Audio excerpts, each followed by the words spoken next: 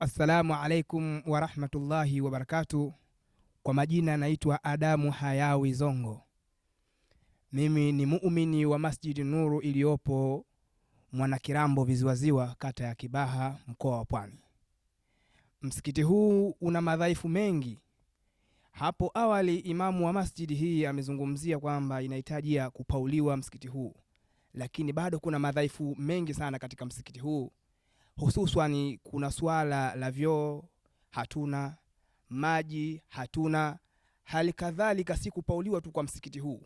Hata msikiti wenyewe ndani hali yake bado haina finishing kama msikiti.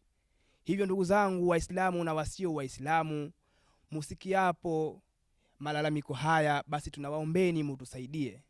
Ikiwa mwenye bati 10, bati 20, mwenye kujaliwa chochote kile, hivyo vitu mkitusaidia kwetu sisi litakuwa ni jambo jema sana, kwa sababu tunaadhibika kwenye kufanya ibada ya Mwenyezi Mungu Subhanahu wa Ta'ala, hususan zinapofika zama kama hizi za mvua.